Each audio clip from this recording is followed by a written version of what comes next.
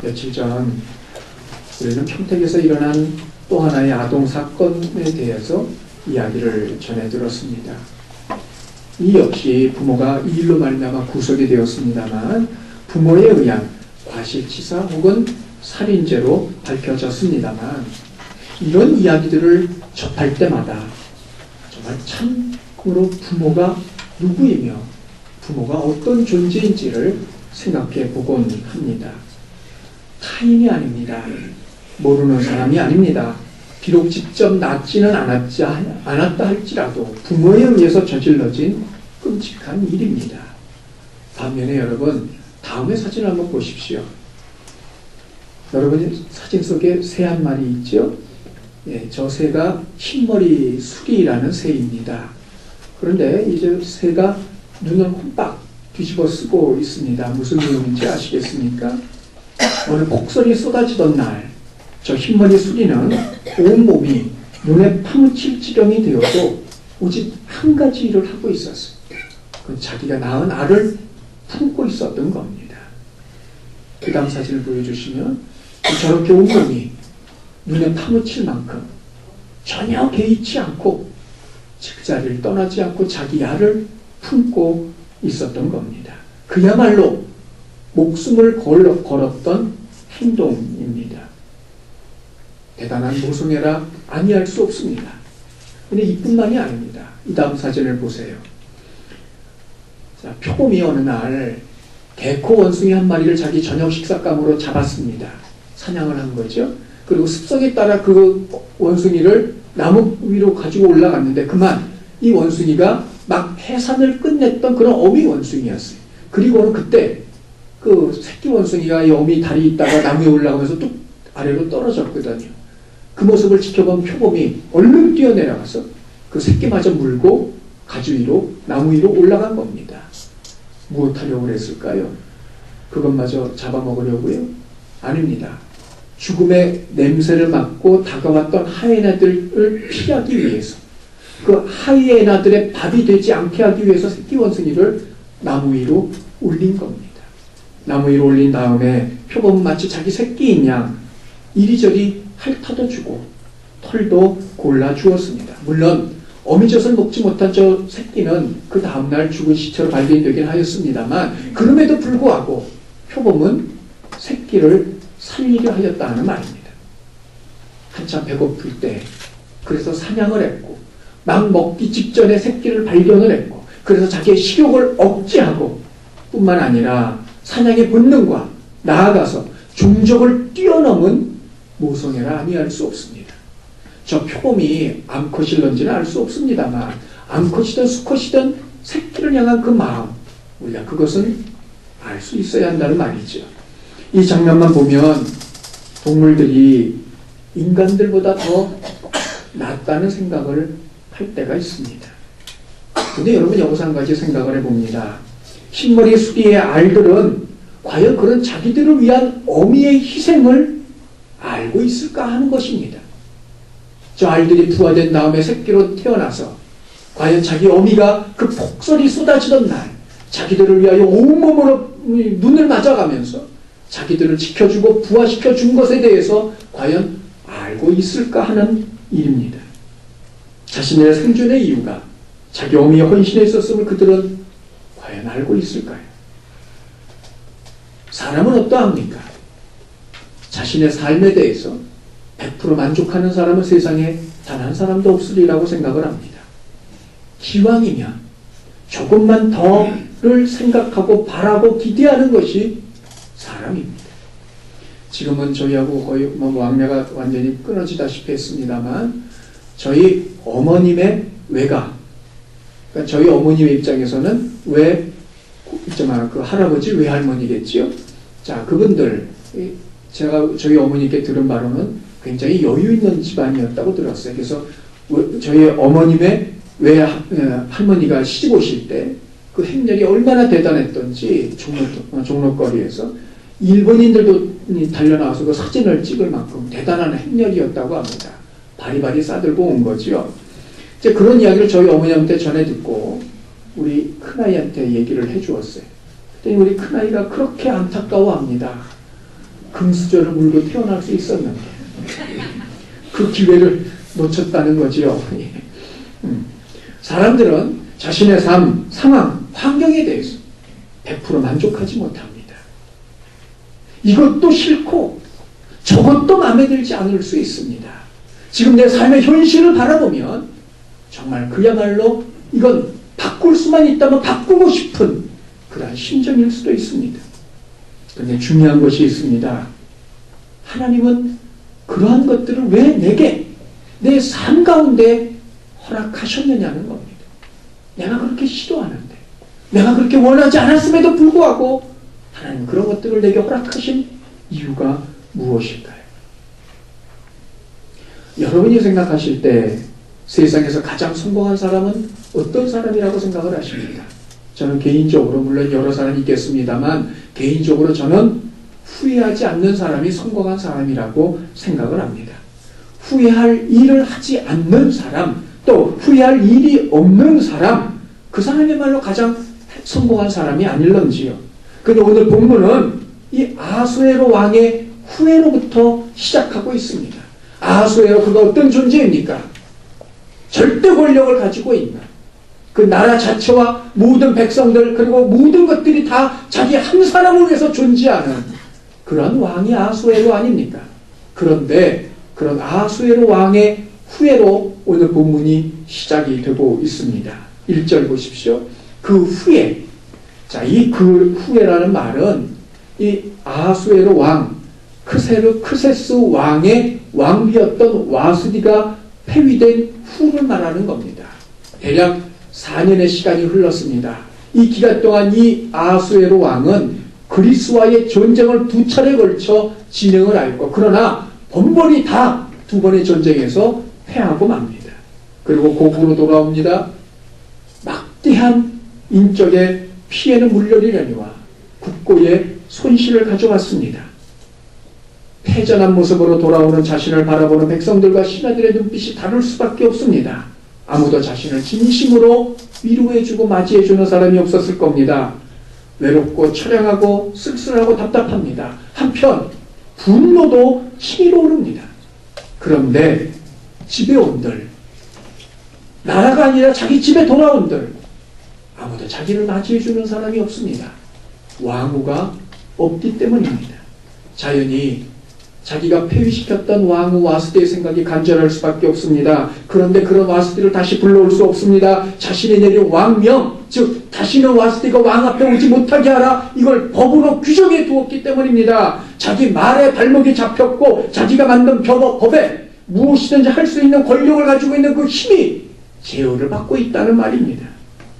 그 결과 1절 하반절을 보십시오. 생각하거늘, 자, 원문적인 의미로 보면 기억하였다는 말입니다만 의미적인 의미로는 후회하고 있다는 말입니다. 내가 그때 술김에, 술이 웬수지, 이 술이 뭐라고 내가 술김에 내 이 왕후를 폐위시켰을까, 이렇게 생각을 하였더라는 말이죠. 여기서 우리가 한 가지 더 생각할 것이 있습니다. 만일 이 아하수에로 왕이 전쟁에서 지지 않았더라면, 그리스와의 전쟁에서 승리하였더라면 어떻게 되었을까요? 세계의 역사가 달라졌으면 말할 것도 없거니와 아하수에로 개인사도 달라졌을 것입니다. 이것은 곧 에스더가 등장하지 않음을 의미하는 이야기이기도 하고, 설사 등장한다 할지라도 상당 기간 늦어질 수밖에 없고, 아니 애초부터 등장할 수 없어요. 왜냐하면 하만에 의해서 유대인들이 다 멸절할 것이기 때문에 그렇습니다. 이렇게 말씀드리는 증거가 2절입니다. 왕의 신하들이 왕에게 새로운 왕후 선택을 제안하자고 이야기를 합니다. 이에 따라 에스더가 오늘 본문에 정식으로 등장하라고 있더라는 거지요. 결국 아하수에로가 그리스와의 전쟁에서 패한 결과 가운데 하나가 에스더의 등장을 가져오고 있다는 말입니다. 그렇다면 아하수에로 왕의 패전은 하나님의 섭리였습니다. 사무엘상 17장 47절을 보십시오. 전쟁은 여호와께 속한 것인즉, 여호와께 속한 것인즉, 자, 이 말을 우리말로 옮기면 전쟁은 하나님의 것이라는 말입니다. 하나님의 소유입니다. 하나님이 주인입니다. 당연히 하나님 마음대로 하실 수 있습니다. 전쟁에서 이기고 지는 것이 하나님께 있고 아하수에로는 전쟁에서 졌습니다. 하나님께서 그렇게 하셨기 때문입니다. 왜요? 그 이유가 무엇일까요? 아하수에로가 전쟁에서 진 궁극적인 이유는 다 알 수 없습니다만, 그러나 우리가 놓치지 말아야 할 것 중에 하나는 그 전쟁의 패전으로 말미암아 에스더가 등장을 하고 있다는 사실입니다. 물론 에스더 한 사람만을 위해서 하나님은 아하수에로를 전쟁에 패하게 만드시진 않았을 겁니다. 그러나 그로 인해서 에스더의 등장을 가져온 바사 페르시아의 패전은 하나님의 섭리였다 말할 수 있습니다. 그런데 재미있는 것이 하나 있습니다. 이런 하나님의 섭리는 이것만이 아닙니다. 오늘 본문에 보면 곳곳에 이런 하나님의 섭리가 깃들어져 있는 것을 발견할 수 있습니다. 먼저 첫 번째, 신하들이 제시하는 왕후의 조건을 보십시오. 왕후의 조건 무엇입니까? 2절에 보았더니 아리따운이라고 말하고 있습니다. 또 3절에도 보았더니 아리따운 처녀라고 말하고 있습니다. 아리따운 말 그대로 아름다움을 말하고 있는 겁니다. 뿐만이 아닙니다. 4절도 보십시오. 왕의 눈에 아름다운, 왕의 마음에 드는 이라는 말이지만 개인적인 취향을 가지고 있음에도 불구하고 외적인 아름다움을 의미하는 이야기입니다. 예쁜 여자, 그거 신하들이 왕후의 조건으로 내걸었던 이야기라는 말입니다. 남자들이 여자를 소개받을 때 연령대별의 반응이 있습니다. 어떤 여자냐 하는 거죠. 여자를 소개받을 때 연령대별로 각각 어떤 반응을 보일까요? 사진을 보여주세요. 나이하고 상관없이 심지어는 80이 돼도 오로지 한 가지만 원하고 있습니다. 그건 예쁨입니다. 여러분, 아하수에로도 그리고 왕의 신하들도 남자인지라 동일한 마음이었을까요? 그러나 사실은 그렇지 않습니다. 이 아하수에로 이후에, 조금 더 이후에 플라톤이라는, 여러분 다 아시죠? 그 철학자가 세상에 태어나긴 합니다만, 이 플라톤에 의하면 고대 바사 페르시아입니다. 이 아하수에로가 지금 왕으로 있는 그 나라를 말하는 겁니다. 그 나라의 왕비는 반드시 바사 사람이어야 한다는 겁니다. 이방인은 안 된다는 거예요. 왕비는 반드시 페르시아 사람이어야만 한다는 겁니다. 뿐만이 아닙니다. 역사가 헤로도토스에 의하면 이 바사의 왕비는 반드시 귀족 가운데, 그것도 특별히 그 시대에 7가문의 귀족이 있었는데 그 7가문의 귀족들, 딸들 가운데 하나로 삼아야 한다는 법이 있었다는 겁니다. 자, 그렇다면, 그런데 와스디를 대신할 왕후의 선발 조건에는 이런 것들이 다 무시가 되어져 버리고 말았습니다. 그리고 오직 하나, 아름다움이 왕후의 조건입니다. 아마도 와스디의 미모가 상당했고, 그래서 그 여의 뒤를 이으려면 와스디에 버금갈 정도의 미모를 간직해야 한다고 생각했던 것으로 보입니다. 중요한 것은 이러한 신하들의 제안을 4절에 보니까 왕이 좋게 여겼다는 겁니다. 왕후를 폐위할 때도, 우리가 지난해 살핀 것처럼 왕후를 폐위할 때도 법을 무시하더니 왕후를 다시 선출하는 것도 법을 무시하고 있습니다. 여기서 생각을 해봅니다. 만일 왕후가 다시 선출될 때 법대로 하였더라면, 이제까지 해온 규례대로 왕후를 선출하였더라면 어떻게 되었을까요? 에스더는 후보 군에도 끼지 못했을 겁니다. 그녀의 가문이 바사 가운데 가장 유력한 가문이 아니었기 때문이고, 그녀는 바사 사람이 아니었기 때문입니다. 그러므로 우리는 이에 대한 결론 역시 하나님의 섭리라고밖에 말할 수 없습니다. 또 하나가 있습니다. 모르드게입니다. 5절 6절에 보면 모르드게가 등장을 하는데 5절에서는 그의 출신 내력과 가문에 대해서 말하고 있습니다. 근데 여기 중요한 것이 하나 있습니다. 그는 오래전에 바벨론이 유다를 함락시킬 때, 그리고 거기서 사람들을 포로로 데려올 때 이 모르드게의 조상도 언제인지 누구인지 정확히 알 수 없습니다만 포로로 끌려서 이곳으로 왔고, 이곳에서 머물며 살고 있더라는 겁니다. 이것이 중요한 이유가 있습니다. 이 아하수에로의 할아버지, 다시 말하면 바사 페르시아를 건국한 고레스라는 왕이 있는데, 이 왕이 바벨론 왕 느부갓네살이 데리고 왔던 유대의 포로들을 각각 고국으로 돌아가도 좋다는 허락을 했고, 그래서 상당수 많은 유대인들이 고국으로 돌아갔어요. 그런데 모르드게의 가문은 돌아가지 않고 여전히 그곳에 남아 있었다는 말입니다. 그 이유에 대해서는 학자들 가운데 의견이 분분하긴 합니다만 중요한 것은 어찌되었든 그 가문이 남아 있었고 모르드게도 머물고 있었다는 겁니다. 이 또한 하나님의 섭리라고 이해할 수밖에 없습니다. 만일 여러분 그 가문이 돌아갔다고 생각을 해보십시오. 아니, 가문이 아니라 모르드게 자체가 돌아갔다고 생각을 해보십시오. 에스더는 절대로 등장할 수 없습니다. 또 하나가 있습니다. 에스더 자신입니다. 7절에 보면 처음으로 에스더가 등장을 하는데 그를 소개하는데 내용이 예사롭지 않습니다. 먼저 그의 부모가 없었다고 합니다. 탈무드에 의하면 그녀의 아버지는 그녀가 낳기 전에, 그리고 그녀의 어머니는 그녀를 낳은 직후 바로 사망했다고 말하고 있어요. 사실인지는 알 수 없습니다만 어찌되었든 에스더는 고아였고, 그래서 그의 사촌이었던 모르드게에게 입양이 되어서 마치 딸처럼 키워졌습니다. 이로 보면 모르드게와 에스더 나이가 비록 사촌간이지만 상당히 많이 났던 것으로 보여집니다. 여기 또 한 가지가 있습니다. 에스더는 용모가 고왔다는 겁니다. 원문대로 그대로 풀이해보면 몸매가 아름다웠다는 이야기고 아리따운 처녀라 얼굴이 예뻤다는 말입니다. 만일 에스더의 부모가 살아있었더라면, 만일 에스더가 모르드게의 양녀가 되지 않았더라면, 만일 에스더의 생김이 평범한 사람이었더라면 어떻게 되었을까요? 그러므로 이 모든 것 역시 하나님의 섭리라고 우리는 말할 수 있습니다. 또한 에스더에 관계된 또 한 가지를 살펴봅니다. 8절을 보십시오.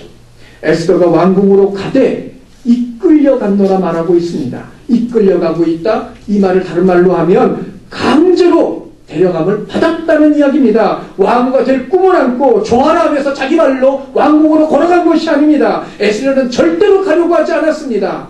그런데 어쩔 수 없이 끌려간 겁니다. 아람어로 번역된 탈굽역에 의하면 에스더는 피하였으나 강제로 끌려갔다고 번역하고 있습니다. 자신의 의지와는 전혀 상관없는 일이었어요. 더군다나 여러분 3절을 보십시오. 신하들이 이야기할 때 전국에 아름다운 모든 처녀 다를 말하고 있습니다. 그러나 8절을 보십시오. 처녀들이 도상수성에 많이 모여라고 말하고 있어요. 많다는 것이 전부 다를 말하고 있는 게 아니에요. 아름다운 처녀들 가운데 상당수는 또 일부는 빠져나갔음을 말하고 있는 겁니다. 그 이유가 무엇일까? 이건 우리나라도 동일합니다. 조선시대 왕의 아내, 왕비를 뽑을 때 그걸 간택이라고 이야기를 하지 않습니까? 간택력이 떨어지면 13세에서 20세 그 사이의 여자들은 금혼력이 떨어집니다. 그리고는 특별히 사대부를 중심으로 자기 사주를 왕궁으로 보내야 돼요. 그걸 보고 이제 몇몇을 추려서 데리고 들어가고 거기서 다시 삼간택을 하고 마지막 최종적인 면접을 거쳐서 왕비를 뽑는다는 말입니다. 근데 문제는 그렇게 뽑혀 들어간 사람들 가운데 왕비가 되지 못하면 집으로 돌아갈 수 없습니다. 결혼할 수 없습니다. 평생. 궁녀로 살아야 됩니다. 그게 그들의 어떤 처지였어요. 그래서 그 당시에 많은 사대부들은 이 금혼령이 떨어지고 간택령이 떨어지면 거기 응한 사대부들 수가 대략적으로 30명, 40명이 넘지 않았다는 겁니다. 전국적으로 사대부가 그거밖에 없겠어요? 아니죠. 어떻게든 핑계를 대고 거기를 빠져나갔다는 거예요. 왜요? 그냥 내버려 두었다가 잘못하면 평생 그냥 결혼도 못하고 궁녀로 지낼 수밖에 없기 때문입니다. 페르시아도 마찬가지였습니다. 이후에도 마시겠습니다만 이 왕의 후보로 뽑힌 사람들은 매일 밤 한 명씩 왕과 잠자리를 같이 해야 되고 거기서 다시 선택되지 못하면 그들 역시 평생 밖을 나가지 못하고 궁녀로 있어야만 했습니다. 에스더도 아마 이런 이유로 거절했는지는 알 수 없습니다만 그러나 어쨌든 중요한 것이 있어요. 에스더는 그 자리에 가길 원하지 않았다는 겁니다. 그런데 그는 남들처럼 빠져나가지도 못했고 억지로 끌려서 궁에 들어갔다는 겁니다. 그런데 여기 반전이 하나 일어납니다. 여러분 9절 보십시오. 모이던 처녀를 해결하는 예시가 관리하였는데 그의 눈에는 에스더가 들어왔어요. 그만큼 에스더가 다른 처녀들에 비해서 미모가 출중했다고도 말할 수 있겠습니다만 원문적인 의미를 보면 헤게가 에스더를 마음에 들어한 이유는 에스더가 적극적인 행동이 있었기 때문이라는 겁니다. 여러분 이거 이상한 일 아닙니까? 그렇게 가기 싫었는데 왕궁에 들어가자마자 어떻게 행동이 적극적으로 바뀔 수 있을까요? 이왕 이렇게 된 거 왕후나 되어보자 그런 마음으로 에스더가 마음을 바꾼 것일까요? 그게 아닙니다. 그 이유는 구절에 나와 있는 은혜라는 단어입니다. 은혜 그리고 베풀다라는 단어인데 이 은혜라는 단어 이게 히브리 말로 이게 헤세드라는 단어인데 사람 사이에서 이 단어가 사용이 되어질 때는 최대의 호의를 말합니다. 반면에 이 단어가 하나님에 의해서 사용이 되어질 때는 하나님께서 사람에게 내려주는 그러니까 사람이 도저히 거부할 수도 거역할 수도 없는 피해갈 수도 없는 전폭적인 절대적인 사랑을 말하는 것입니다. 그 사랑이 그 은혜가 에스더에게 임했다는 겁니다. 이 말은 헤게가 에스더에게 은혜를 내리고 있지만 사실은 하나님께서 헤게를 통해서 에스더에게 은혜를 베푸셨다는 말입니다. 이 은혜가 헤게의 눈에 에스더를 띄게 하였고 에스더로 하여금 헤게 눈에 들도록 적극적으로 행동하게 만들었다는 말입니다. 결국 이것 또한 하나님의 섭리임을 알 수 있습니다. 또 하나가 있습니다. 자기 민족을 숨긴 것입니다. 10절 보십시오. 모르드게는 에스더에게 자기 출신 민족에 대해서 함구하라고 말하지 말라고 명령을 내렸고 에스더는 그것을 그대로 순종하고 있습니다. 모르드게가 왜 이런 명령을 내렸는지 정확히 알 수 없습니다만 아마도 그 지역 그 시대에 이 반유대적인 감정의 기질이 흐르고 있음을 이 모르드게가 감지한 것으로 보여집니다. 어찌되었든 자 이를 통하여 에스더는 순종하고 있어요. 근데 여러분 에스더의 대명사가 뭡니까? 에스더 하면 떠오르는 구절이 뭐예요? 죽으면 죽으리다. 특별히 어디와 관계된 겁니까? 자기 민족의 운명에 관계된 이야기 아닙니까? 자, 그랬던 에스더가 자기 민족의 출신에 대해서는 침묵하고 있더라는 겁니다. 이뿐만이 아닙니다. 본문은 말하고 있지 않습니다만 에스더와 모르드게는 또 다른 석연치 않은 부분이 있는 건 분명한 사실입니다. 자기 출신을 말하지 않은 것은 물론이라며 여러분 구절을 다시 보십시오. 헤게가 에스더에게 준 것들 가운데 몸을 정결하게 하는 물품 자 이거는 주로 몸을 가꾸는 것들을 말합니다. 뿐만 아니라 일용품을 주었다고 하냐고서 말하는 일용품은 특별한 음식입니다. 왕이 하사한 아주 특별한 음식을 말하고 있습니다. 정통 유대인은 이방인의 음식을 먹지 않습니다. 대표적인 인물이 다니엘과 그의 세 친구입니다. 그들이 바벨론의 포로로 잡혀갔을 때 왕이 내린 그 음식물 다니엘이 그리고 세 친구는 거절을 했어요. 그리고 그걸 우리가 먹지 않아도 다른 아이들보다 얼굴이 세게 더 좋으니 시험해보라 열흘을 주었고 그 결과 확인해봤더니 정말 그래서 그 다음부터는 채소만 주었노라 성경은 말하고 있는 것을 보게 됩니다. 그런데 에스더는 그 음식을 거절하지 않았다는 겁니다. 또한 억지로 끌려오긴 했지만 잘 되면 왕과 결혼을 해야 되는데 이거는 분명히 율법에서 금하고 있는 겁니다. 신명기 7장 3절에 보십시오. 이방인과 혼인은 남자든 여자든 다 금하고 있어요. 유대인으로서 성별, 구별, 거룩함에 문제가 생기기 때문에 그렇습니다. 그런데 에스더는 이것 또한 개의치 않고 있더라는 말입니다. 이러보면 자신의 거룩함에 대해서 전혀 신경 쓰지 않는 것처럼 보여지기도 합니다. 이에 대해서 우리는 정확히 그 내막을 알 수 없습니다만 하나님은 심지어는 사람의 허물조차도 사용하셔서 하나님의 섭리를 이루어 가시는 것을 보게 됩니다. 성도 여러분, 인생을 살아오시면서 여러분 개인의 삶에 대해서 그 삶들을 돌아볼 때 그러한 삶을 허락하신 하나님께 대하여 서운한, 섭섭한 마음을 가져보셨던 적이 있으십니까? 하나님, 꼭 제게 그렇게 하셔야만 하셨습니까? 하나님 저한테 왜 그렇게 하셨습니까?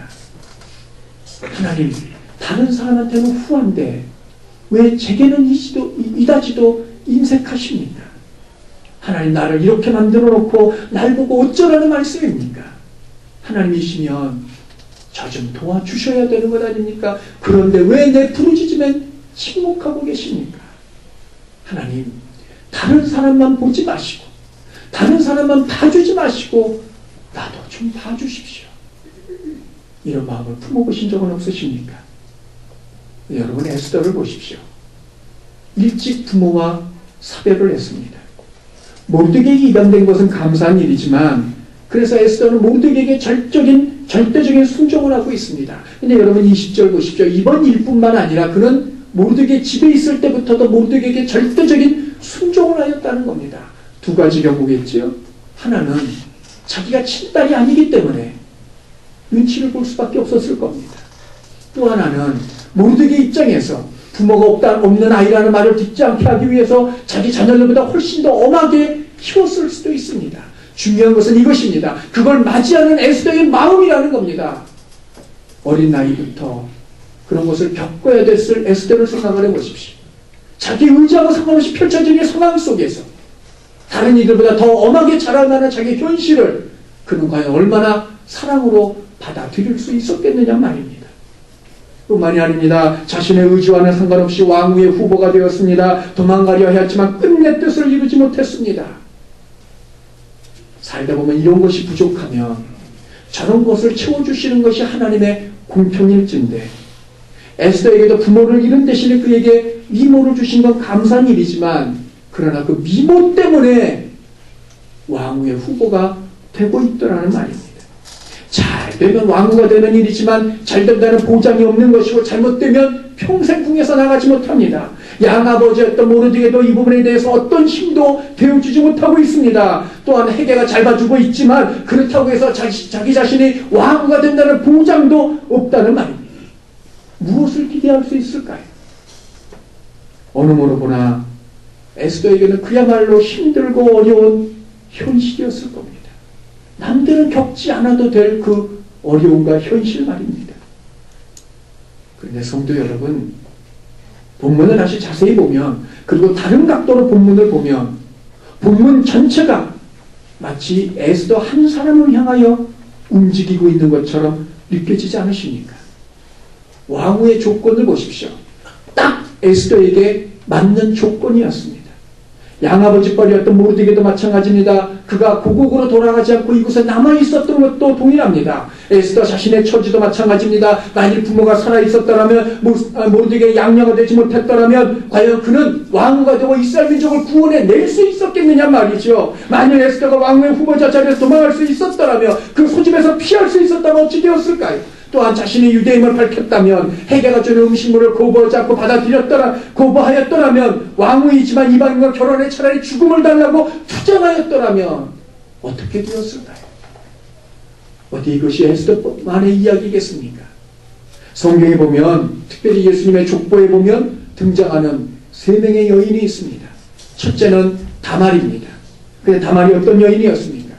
한편으로만 보면 의도적으로 시아버지에게 접근하여 아들을 낳았던 폐륜녀입니다. 뿐만이 아니라 라합을 보십시오. 우리 성경에는 그녀를 기생이라고 말하고 있습니다만 원문에는 창녀라고 말하고 있습니다. 정말 기가 막힌 삶을 살았던 여인입니다. 룻을 보십시오. 이방인이고 더더군다나 과부입니다. 아무 소망이 없는 여인입니다. 근데 만일 이들 모두 다 성경에 기록된 그 일들이 자신들에게 일어나지 않았더라면 어떻게 되었을까요? 아마도 그들이 일생을 행복하게 살았을는지도 모릅니다만, 그러나 만일 그러한 일들이 그들 자신의 삶 속에서 펼쳐지지 않았더라면 그들 가운데 단 한 사람도 예수님의 족보 가운데 들어가지 못하였을 것입니다. 삭개오도 마찬가지입니다. 만일 그의 키가 작지 않았더라면, 만일 그가 세리가 되어지지 않았더라면 어떻게 되었을까요? 만일 그랬더라면 예수님께로부터 오늘 이 집에 구원이 이르렀다는 말씀을 결단코 듣지 못하였을 것입니다. 우리는 우리 삶의 모든 걸 다 이해할 수도 알 수도 없습니다. 설사 그것을 안다고 할지라도, 이해한다 할지라도 우리 스스로가 거부할 겁니다. 그러나 우리가 분명히 알아야 될 것 하나 있습니다. 우리를 향한 하나님의 마음이요, 하나님의 계획이요, 하나님의 섭리입니다. 우리는 다 이해할 수 없습니다. 내 생각에는 이것보다는 이것이 훨씬 더 나아 보입니다. 그러나 하나님은 내게 이것을 주고 계십니다. 나는 정말 이것이 싫은데, 그럼 나는 정말 이 길이 싫고, 나는 정말 이 사람들이 싫은데, 하나님은 내게 이것을 주시고 나는 하여금 이 길을 걷게 만드시고 이 사람들과 함께하게 하고 계십니다. 그 이유가 뭘까요? 사람은 알 수도 이해할 수도 없는 하나님의 계획, 하나님의 마음, 하나님의 섭리가 있기 때문에 그렇습니다. 로마서 11장 33절을 보십시오. 다 함께 읽습니다. 시작. 빛보다 하나님의 지혜와 지식에 풍성하며 그의 판단은 헤아리지 못할 것이며 그의 길은 찾지 못할 것입니다. 누구라도 이 하나님의 마음, 이 하나님의 계획을, 이 하나님의 방법을 아는 자가 있습니까? 그 다음에 구절을 보십시오. 묻습니다. 바울이 누가 주의 마음을 알겠느냐? 누가 주님 곁에 있어서 그의 모사가 계획꾼이 되었겠느냐? 아무도 없다는 겁니다. 뿐만이 아니라 35절을 보십시오. 누가 먼저 주께 드린 사람이 있어서 하나님께부터 받는 대가품을 받는 사람이 있겠느냐? 아무도 없다는 겁니다. 그 결론이 무엇입니까? 36절을 보십시오.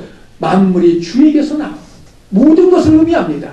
피조물뿐만 아니라 일까지도 포함되는 이야기입니다. 모든 것이 하나님께로부터 나오고 하나님 때문에 있고 하나님을 위해서 있노라. 그러므로 모든 게 하나님께로부터 시작되고 모든 게 하나님의 손에 있고 모든 것이 하나님의 성품대로 섭리대로 이루어져 간다는 말입니다. 에스더서에는 단 한 번도 하나님이라는 이름이 등장하지 않습니다. 단 한 번도 하나님께서 전면에 등장하신 적도 없습니다. 그러나 하나님의 이름이 나타나지 않는다고, 하나님께서 보이지 않는다고 안 계시고 없는 하나님이 아닙니다. 그 하나님은 에스더를 위하여 일하고 계셨고 지금도 저와 여러분을 위하여 일하고 계십니다. 흰머리 수리의 새끼들을 보십시오. 자기들의 어미가 자신들을 위해서 무엇을 하였는지 알 수 없지만 그들은 어미의 수고와 헌신으로 생존할 수 있었던 것처럼 나를 붙들고 이끌고 가시는 하나님의 손길을 우리가 다 알고 이해하지 못한다 할지라도 분명한 것은, 그리고 내가 알지 못하는, 내가 느낄 수 없는, 보이지 않는 그 하나님의 손이 하나님의 행하심으로 말미암아 우리가 오늘도 살고 그리고 내일도 살아갈 것이라는 겁니다. 중요한 것은 이것입니다. 현재 나의 힘들고 어려운 삶이 중요한 것이 아니고 그것까지도 하나님께서 붙들고 계시고 그걸 통하여 나는 알지 못하지만 하나님의 섭리를 이루신다는 것입니다. 보이지 않지만, 느낄 수 없지만 하나님의 이 손이 저와 여러분과 함께 하고 계시고 저와 여러분을 붙들고 계심을 믿으십시오. 세상의 모든 일들이 나의 삶에 짜맞추기 위하여 지금도 하나님의 손에 의해서 움직이고 있다는 사실을 여러분 잊지 마십시오. 하나님이 나를 붙들고 계시는 한 나는 실패한 사람이 아닙니다. 나는 불행한 사람이 아닙니다. 지금 나의 삶이 내 인생의 마지막이 아닙니다. 지금의 삶과 형편과 사정 때문에 낙심하지 마십시오. 무너지지도 마십시오. 남과 비교하여 열등감을 가질 것도 없습니다. 다른 사람을 시기할 것도 없습니다. 하나님을 원망하지도 마십시오. 하나님은 그것을 붙잡으사 마침내 하나님의 일들을 이루어 가실 겁니다. 내게로부터, 내 삶의 현장으로부터, 내 상황으로부터 눈을 들어서 하나님을 바라보십시오. 그 하나님께 시선을 고정시키십시오. 내 상황에 주목할 것이 아니라 그 상황을 붙들고 이끌고 가시는 하나님의 섭리에 고정하십시오. 우리 눈에는 보이지 않아도 선하신 하나님께서 그 선한 가운데로 우리를 이끌어 가실 것이고 그것을 믿음으로 말미암아 그 하나님께 시선을 고정시키십시오. 이 믿음이 있는 사람, 그리고 이 바라봄이 있는 사람, 마침내 하나님의 영광을 보게 될 것입니다. 사랑하는 성도 여러분, 이것을 믿는 것이 믿음이기에 여러분 가운데, 그리고 제게 이 믿음이 가득하기를 주님의 이름으로 축원합니다.